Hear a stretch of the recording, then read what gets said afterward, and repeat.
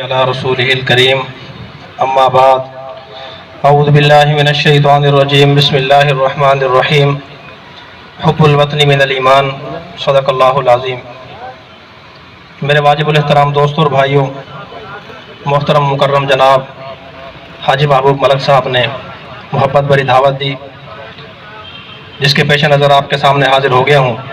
میں مختصر وقت میں 3 باتیں عرض کرنا چاہتا ہوں، امید ہے آپ توجہ سے سماعت فرمائیں گے۔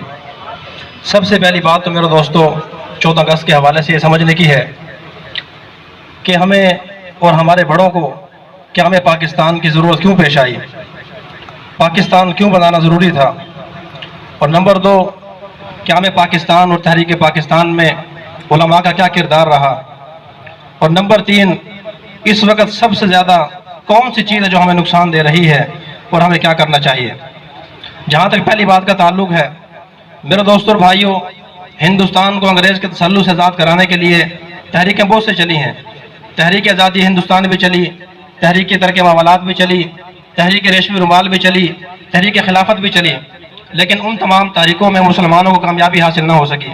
اس پاکستان کے حاصل ہونے کی عملی شکل اللہ پاک نے جو ہمیں عطا فرمائی وہ تحریک پاکستان کی صورت میں عطا فرمائی ہے، اور یہ ضرور اس وجہ سے تھا، اس وجہ سے کہ ہمیں پاکستان کے پس منظر میں اصل بات یہ تھی کہ انگریز نے ظالمانہ طریقے سے، غاصبانہ طریقے سے ہندوستان پہ قبضہ کیا۔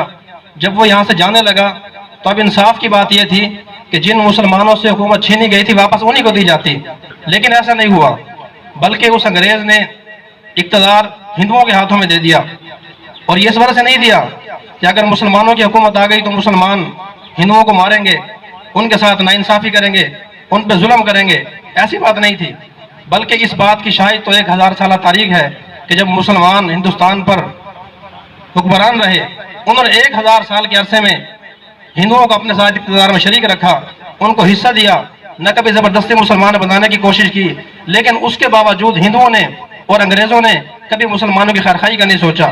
وہ ہمیشہ یہ چاہتے تھے کہ مسلمان محکوم بن کے رہیں، مسلمان غلام بن کے رہیں، ان کا ایک الگ ملک قائم نہ ہو، الگ وطن قائم نہ ہو، یہ ہمیشہ محکوم بن کے رہیں۔ بلکہ وہ تو یہ نعرہ لگایا کرتے تھے کہ ہندوستان تو ہندوؤں کا ہے، ہندو دھرم قبول کیے بغیر مسلمانوں کا ہندوستان میں رہنا مشکل ہے۔ اس دور میں ینگ انڈیا اخبار نکلا کرتا تھا گاندھی کا، اس نے اس دور میں مضمون لکھا، اور اس نے لکھا کہ مسلمان جو ہیں یہ یا تو عرب حملہ آوروں کی اولادیں ہیں، یا پھر یہ ہم میں سے تھے اور اب ہم سے الگ ہو چکے ہیں۔ اب ہندوستان کو ان سے پاک کرنے کے لیے، خالی کرنے کے لیے صرف 3 طریقے اختیار کرنے چاہیے۔ نمبر 1، مسلمانوں کو اسلام سے الگ کر کے ان کے پرانے علاقے عرب کے اندر واپس بھیج دیا جائے، یا پھر مسلمانوں کو اسلام سے الگ کر کے ان کو پرانے ہندو دھرم پر واپس لایا جائے۔ اگر یہ ممکن نہ ہو تو ان مسلمانوں کو ہندوستان کے اندر غلام، کمین اور رعایا بنا کے رکھا جائے۔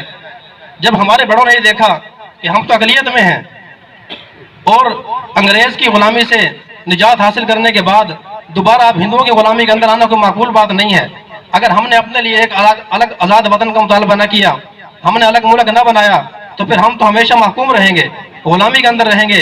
ان حالات میں ہمارے بڑوں نے پھر تحریک پاکستان چلائی اور مسلم لیگ کے قائدین کے ساتھ مل کر تحریک پاکستان کو تقویت بخشی، جس کے نتیجے میں اللہ پاک نے آج ہمیں یہ ایسا پیارا ملک عطا فرمایا جس کے اندر آج ہم آزادی کے ساتھ الحمدللہ زندگی گزار رہے ہیں۔ جہاں تک دوسری بات کا تعلق ہے کہ پاکستان میں علماء کا کردار کیا تھا، میرے دوستوں اور بھائیوں، نہ کسی ایک مذہب، نہ کسی ایک مسلک کے لوگوں نے پاکستان بنایا، پاکستان بنانے میں تمام شعبہ زندگی سے تعلق رکھنے والے لوگوں کا حصہ ہے۔ قیام پاکستان اور تحریک پاکستان میں جہاں اور لوگوں نے حصہ لیا، وہاں علماء کا بہت بڑا کردار ہے، اور وہ ایسا کردار ہے کہ تاریخ کا روشن باب ہے جس سے قیامت تک آنے والی نسلیں جو ہے وہ رہنمائی لیتے رہیں گی۔ جب ہندوستان سے انگریز جانے لگا تو اس کی کوشش یہ تھی کہ اقتدار ان لوگوں کے ہاتھوں میں دیا جائے جو ہمارے من پسند ہوں۔ ظاہر بات ہے وہ کانگریس والے تھے، ہندو تھے، اسی لیے اس نے کانگریس کی اس نے جماعت کو تسلیم کیا، لیکن مسلم لیگ کی جماعت کو اس نے تسلیم نہیں کیا۔ ان کی نمائندگی کو اس نے تسلیم کیا، لیکن مسلم لیگ اور تحریک پاکستان کی نمائندگی کو اس نے تسلیم نہیں کیا۔ ان سارے حالات کو پیش نظر رکھتے ہوئے علماء کرام کی ایک بہت بڑی تعداد نے قائد اعظم محمد علی جناح مرحوم کا ساتھ دیا، علامہ اقبال کا ساتھ دیا، جن کی کوششوں سے اللہ پاک نے ہمیں وطن عطا فرمایا۔ جن علماء کرام نے پاکستان کے قیام میں، تحریک پاکستان میں خصوصی کردار ادا کیا، ان کے نام میں آپ کی خدمت میں پیش کر دیتا ہوں۔ سر فہرست حکیم الامت حضرت مولانا اشرف علی تھانوی رحمۃ اللہ علیہ، جو دارالعلوم دیوبند کے سرپرست اعلیٰ تھے، حکیم الاسلام حضرت مولانا قاری محمد طیب قاسمی رحمۃ اللہ علیہ جو دارالعلوم دیوبند کے محتمم تھے، شیخ الاسلام علامہ شبیر احمد عثمانی رحمۃ اللہ علیہ جو دارالعلوم دیوبند کے شیخ الحدیث تھے، اور مفتی اعظم پاکستان حضرت مولانا مفتی محمد شفیع جو مفتی تقی عثمانی صاحب کے والد صاحب تھے، وہ دارالعلوم دیوبند کے صدر مفتی تھے۔ یہ تو مین نام ہے۔ ایک ادارے کی بڑی 4 پوسٹیں ہوتی ہیں، محتمم ہوتا ہے، شیخ الحدیث ہوتا ہے، صدر مفتی ہوتا ہے، سرپرست اعلیٰ ہوتا ہے۔ ان چاروں نے تحریک پاکستان میں حصہ لیا اور قائد اعظم محمد علی جناح مرحوم کا بھرپور ساتھ دیا، اور قائد اعظم کو بھی اس بات کا احساس تھا، ان کو بھی اس بات کا احساس تھا کہ ان علماء نے قدم قدم پہ میری رہنمائی فرمائی ہے، میرے ساتھ تعاون کیا ہے، جس کے نتیجے میں تحریک پاکستان جو ہے وہ کامیاب ہوئی ہے۔ اور اس کے اعتراف انہوں نے ایک مرتبہ نہیں، کئی مرتبہ کیا۔ ایک مرتبہ قائد اعظم محمد علی جناح مرحوم دہلی کے تاجروں سے خطاب فرما رہے تھے، کسی نے پوچھا کہ اے محمد علی جناح قائد اعظم، آپ پاکستان بنا رہے ہو، کیا آپ کو کسی عالم کی حمایت حاصل ہے، کسی مولوی کی حمایت حاصل ہے؟ تو قائد اعظم نے فرمایا تھا، ویسے تو مجھے سینکڑوں علماء کی حمایت حاصل ہے، لیکن ان علماء کے اندر ایک عالم ایسا بھی ہے، اگر اس کا علم و عمل، تقوی، پرہیزگاری، اخلاص، خدمات، اس کی للہیت اگر ترازو کے ایک پلڑے میں رکھ دی جائے اور دوسرے پلڑے میں ہندوستان کے سارے علماء کا علم و عمل، تقوی، پرہیزگاری، اس کا اخلاص رکھ دیا جائے تو مجھے یقین ہے کہ اس کا پلڑا جھک جائے گا۔ تاجروں نے پوچھا کہ وہ کون ہے؟ تو انہوں نے فرمایا کہ وہ حکیم الامت مولانا شریف علی تھانوی رحمۃ اللہ علیہ ہیں۔ اور صرف حکیم الامت مولانا شریف علی تھانوی نہیں میرے دوستو، ان کے سارے ان کے خلفاء نے، متوسلین نے، معتقدین نے، مریدین نے قائد اعظم کے ساتھ دیا اور تحریک پاکستان کے اندر شامل ہو کر تحریک پاکستان کو بھرپور تقویت بخشی۔ اسی طرح دوسرے سر فہرست تحریک پاکستان کے رہنماؤں میں جن کا نام آتا ہے وہ علامہ شبیر احمد عثمانی رحمۃ اللہ علیہ ہیں۔ سکول کی کتابوں میں ہمارے نوجوان پڑھتے ہیں، سب سے پہلے پرچم کشائی جو کراچی میں ہوئی، اوپر پرچم کشائی کی تقریب ہوئی، سب سے پہلے پرچم کشائی کے اعزاز بھی علامہ شبیر احمد عثمانی کو ملا۔ اور ڈھاکہ کے اندر مشرقی پاکستان میں سب سے پہلے جو پرچم کشائی کی تقریب ہوئی، وہاں پرچم لہرانے کے اعزاز بھی ہمارے اکابر علماء میں سے علامہ ظفر احمد عثمانی کو نصیب ہوا۔ اور قائد اعظم نے اس کا بھرپور سے اقرار کیا کہ آپ حضرات کی محنت اور کوششوں سے اللہ پاک نے ہمیں کامیابی عطا فرمائی ہے۔ اسی طرح میرے دوستوں اور بھائیوں، تیسرے بڑے نام جو تحریک پاکستان میں آتا ہے وہ مفتی اعظم پاکستان حضرت مولانا مفتی محمد شفیع رحمۃ اللہ علیہ کا آتا ہے۔ علامہ اقبال فرمایا کرتے تھے کہ سرحد، سندھ اور بنگال اور آسام اور یہ پنجاب، یہ 5 علاقے وہ ہیں جو پاکستان کے اندر شامل ہونے چاہیے، کیونکہ تحریک پاکستان کے قائدین نے یہ تجویز دی تھی کہ جن علاقوں کے اندر مسلمانوں کی اکثریت ہے وہ پاکستان میں شامل کیا جائے، اور جن علاقوں کے اندر ہندوؤں کی اکثریت ہے وہ کانگریس کو دیا جائے۔ لیکن مسئلہ یہ تھا کہ سرحد کے اندر جو ہے تھے تو مسلمان، لیکن کانگریس کی حکومت تھی، قائد اعظم پریشان تھے، کانگریس نے تجویز دے دی کہ ہماری ریفرنڈم کرایا جائے گا، وہاں ایک الیکشن نہیں ہوں گے، لیکن خطرہ یہ تھا اگر ریفرنڈم میں اگر سرحد کی عوام نے بھارت کے ساتھ ملنے کا، انڈیا کے ساتھ ملنے کا اگر فیصلہ دے دیا تو پاکستان کی تو کوئی اہمیت نہیں رہے گی۔ تو وہ دہلی سے چلے، یہاں پہنچے اور پیر آف مانگی شریف کی خدمت میں پہنچے اور ان سے جا کر عرض کیا کہ پیر صاحب آپ میرے ساتھ تعاون فرمائیں، تحریک پاکستان میں شامل ہوں اور سرحد کے عوام کو قائل کریں۔ انہوں نے فرمایا کہ میں ساری منفیتوں کو بالے طاق رکھتے ہوئے بغیر کسی شرط کے آپ کی حمایت کا اعلان کرتا ہوں، لیکن ایک شرط ہے کہ آپ وعدہ کریں کہ پاکستان بننے کے بعد پاکستان میں اسلامی نظام نافذ ہوگا، اسلامی قانون ہوگا۔ جہاں تک سرحد کی بات ہے، انہوں نے فرمایا کہ وہاں علماء دیوبند کے معتقدین، ان کے متوسلین، ان کے چاہنے والے زیادہ ہیں۔ میرا مشورہ آپ کو یہ ہے کہ آپ وہاں مفتی اعظم پاکستان حضرت مولانا مفتی محمد شفیع رحمۃ اللہ علیہ بانی جامع دارالعلوم کراچی، اور نمبر 2 شیخ الاسلام علامہ شبیر احمد عثمانی کو وہاں بھیجیں، وہ دورے کریں اور سرحد کے عوام کو اس بات سے آگاہ کریں کہ ان کی خیر خواہی اور بھلائی اسی میں ہے کہ وہ ریفرنڈم میں پاکستان کے حق میں ووٹ دیں۔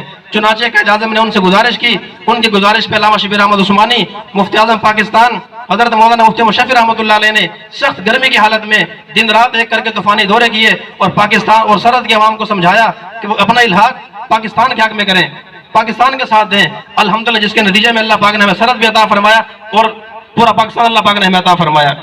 اس لیے میرے دوستوں اور بھائیوں، ہمیں جہاں اور لوگوں کا تذکرہ کرنا چاہیے، اسی طرح ہمیں اپنے ان اکابر علماء کا بھی تذکرہ کرنا چاہیے کہ جنہوں نے تحریک پاکستان کے اندر جو ہے بھرپور کردار ادا کیا۔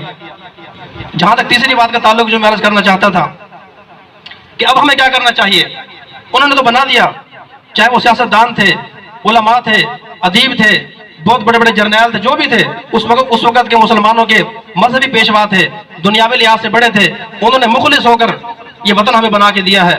اور بڑوں کا کام یہی ہوتا ہے میرے دوستو کہ وہ گھر بنا کے دے کے چلے جائیں، دفتر بنا کے دے کے چلے جائیں، ادارہ بنا کے دے کے چلے جائیں، زمین اور جائیداد اپنی اولادوں کو اپنی پراپرٹی بنا کے دے کے چلے جائیں، لیکن اس کو آباد رکھنا، اس کی حفاظت کرنا بڑوں کا کام نہیں ہوتا، آنے والوں کا کام ہوتا ہے۔ اب اس کی حفاظت کرنا ہماری ذمہ داری ہے۔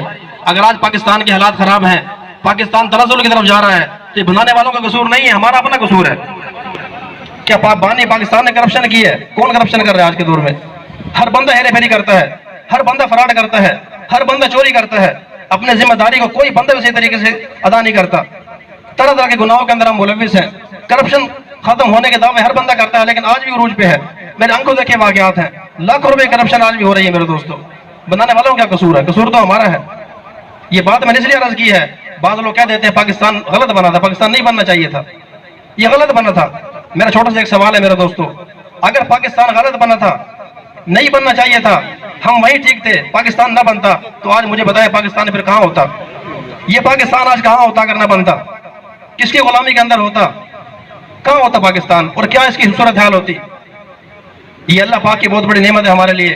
ہمارے استاد محترم مفتی تقی عثمانی صاحب فرماتے ہیں کہ اللہ پاک نے مجھے دین کی نسبت سے پوری دنیا کے اندر 7 برّ اعظموں کے اندر پھرنے کا موقع دیا ہے، گھاٹ گھاٹ کا میں نے پانی پیا ہے، ہر بندے سے ملا ہوں، بڑے بڑے وزراء اعظم سے، بڑے بڑے بیوروکریٹس، بڑے بڑے جرنیل، بڑے بڑے سیاستدان، عالمی لیول کے لوگوں سے ملا ہوں، ہر قسم کی زبان میں مجھے گفتگو کرنے کا موقع ملا ہے۔ فرمایا پوری دنیا کے اندر پھرنے کے بعد کہتا ہوں، عقیدت کی بنیاد پر نہیں، مشاہدے کی بنیاد پہ کہتا ہوں، آج بھی پوری دنیا کے مسلمانوں کے لیے سب سے محفوظ ملک جہاں مسلمان اپنی مذہبی آزادی کے ساتھ اپنے مذہبی شاعر پہ عمل کر سکتے ہیں، اگر کوئی ایسا ملک ہے تو وہ پاکستان ہے۔ اس کی ہمیں قدر کرنی چاہیے۔ مجھے تو بعض دفعہ رونا آتا ہے، لوگ اتنے کے لیے شکوے کرتے ہیں، نہ شکری کرتے ہیں، نہ شکری کی کیا وجہ ہے میرے دوستوں؟ کس چیز کی کمی ہمارے ملک کے اندر ہے؟ ہر قسم کی پیداوار ہمارے ملک میں ہے، ہر قسم کے پھل ہمارے ملک میں پیدا ہوتا ہے، چاروں موسم ہمارے ملک کے اندر ہیں، ایٹمی قوت ہمارے پاس موجود ہے، دنیا کے اعلیٰ ترین فوج ہمارے پاس موجود ہے، پہاڑ ہمارے پاس موجود ہیں، دریا ہمارے پاس موجود ہیں، اور انٹرنیشنل لیول کے علماء ہمارے پاس موجود ہیں۔ یہ بات بھی علماء فرماتے ہیں کہ جیسے علماء اللہ پاک نے پاکستان کو دیے ہیں، ان کی نظیر پوری دنیا کے اندر نہیں ملتی۔ انتہائی کم اور کم تنخواہ کے باوجود اعلیٰ پیمانے پر جس طرح علماء پاکستان میں کام کر رہے ہیں، اس کی مثال پوری دنیا کے اندر نہیں ملتی۔ تو لہذا ہمیں قدر کرنی چاہیے۔ بس آخری بات عرض کر کے اپنی بات ختم کرتا ہوں۔ آخری بات یہ ہے کہ اب ہمیں کیا کرنا چاہیے؟ کون سی چیز ہے جو ہمیں نقصان دے رہی ہے، جس کی وجہ سے ہم تنزل کی طرف جا رہے ہیں، زوال کی طرف جا رہے ہیں؟ میرے دوستوں 2 باتیں ہیں۔ نمبر 1، ہمارے اندر اتفاق نہیں ہے، اتحاد نہیں ہے ہمارے اندر۔ باتیں ہم بڑی بڑی کرتے ہیں، انٹرنیشنل لیول کی، عالمی لیول کی، ملکی لیول کی باتیں بڑی بڑی کرتے ہیں، اور اتفاق ہمارے گلی میں بھی نہیں ہے۔ ایک گلی میں بھی ہمارا اتفاق نہیں ہے، محلے میں اتحاد نہیں ہے۔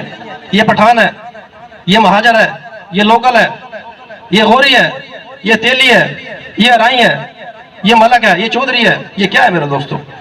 سورہ حج میں اللہ پاک نے فرمایا ہوا سماکم المسلمین، میں نے تمہارا نام مسلمان رکھا ہے، پٹھان نہیں رکھا۔ یہ تو اللہ پاک نے تعارف کے لیے قبیلے بنائے ہیں، قومیں بنائی ہیں۔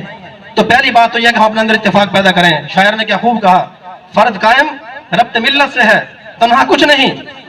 فرد قائم ربط ملت سے ہے، تنہا کچھ نہیں۔ موج ہے دریا میں، بیرون دریا کچھ بھی نہیں۔ مطلب یہ کہ اگر ایک آدمی کھڑا ہو سکتا ہے مقابلہ کرنے کے لیے دشمن کے ساتھ، تو اس وقت کھڑا ہو سکتا ہے جب پوری قوم پیچھے ساتھ کھڑی ہو۔ اکیلا آدمی کچھ نہیں کر سکتا۔ جیسے ایک موج جو ہے اگر دریا کے ساتھ اٹھے تو موج سے لوگ ڈرتے ہیں، ڈر جاتے، پیچھے بھاگ جاتے ہیں، کہیں اندر کھینچ نہ لے۔ لیکن وہی پانی جتنا ایک موج میں ہوتا ہے، دریا سے ہٹ کر اگر وہ گلی میں چھلانگیں لگاتی پھرے، اس موج سے کوئی بھی نہیں ڈرتا۔ تو لہذا اپنے اندر اتفاق پیدا کرنے کی کوشش کریں۔ اور آخری بات دوسری میرے دوستوں، اپنے اعمال بھی ٹھیک کرنے کی کوشش کریں۔ ہم دن رات حکمرانوں کو گالیاں نکالتے ہیں، ان کو برا بھلا کہتے ہیں، فلانے پہ لعنت، فلانے پہ لعنت۔ نہیں میرے دوستوں، اللہ کے نبی نے فرمایا اعمالکم اموالکم، جیسے تمہارے اعمال ہوں گے ویسے تمہارے حکمران ہوں گے۔ اللہ کے نبی کے دور میں عوام صحابہ جیسی تھی، تو دیکھو پھر اللہ تعالیٰ نے حکمران کیسا دیا؟ اپنے محبوب جیسا دیا، اپنے محبوب جیسا حکمران دیا۔ اللہ پاک نے کوئی ظالم بادشاہ نہیں بٹھایا ان کے سروں پہ۔ پھر اللہ کے نبی کے بعد عوام تابعین جیسی تھی، تو اللہ تعالیٰ نے تابعین کو حکمران جو ہے وہ صحابہ جیسا دیا۔ پھر تبع تابعین کے دور میں عوام تبع تابعین جیسی تھی، اللہ پاک نے حکمران جو ہے وہ تابعین جیسا دیا۔ آج میرے دوستوں جیسے ہم ہیں ویسے ہمارے حکمران ہیں۔ خلیفہ محمود رشید گزرے، بہت بڑا خلیفہ تھا۔ اس سے کسی نے کہا کہ یار تم بھی مسلمانوں کے خلیفہ و بادشاہ ہو۔ عمر فاروق بھی مسلمانوں کے بادشاہ اور خلیفہ تھے۔ ان کی زندگی کا سٹائل تو ایسا نہیں تھا جیسے آپ کی زندگی کا سٹائل ہے۔ وہ تو ایسا نہیں گزارتے تھے زندگی جیسے تم گزار رہے ہو۔ ان کے صبر روز تو ایسے گزرتے تھے، تمہارے صبر روز ایسے ایسے گزر رہے ہیں، تم مسلمان حقوق کا خیال نہیں رکھتے۔ تو اس نے بڑی پیاری بات فرمائی۔ خلیفہ مامون رشید نے کہا کہ بھائی جس دور میں عمر فاروق خلیفہ تھے نا، تو اس دور میں عوام ابو ہریرہ جیسی تھی، اس دور میں عوام ابو بکر جیسی تھی، عمر فاروق جیسی، عثمان جیسی تھی، اس دور میں عوام تمہارے جیسے نہیں تھی۔ تم مجھے عمر فاروق بنانا چاہتے ہو اور خود بدماش بن کے رہنا چاہتے ہو، پہلے تم خود ابو ہریرہ بنو، اللہ کی توفیق سے میں انشاءاللہ عمر خود بن جاؤں گا۔ اللہ پاک سے دعا ہے اللہ پاک مجھے بھی آپ سب حضرات کو بھی ان تمام باتوں پہ عمل کرنے کی توفیق عطا فرمائے۔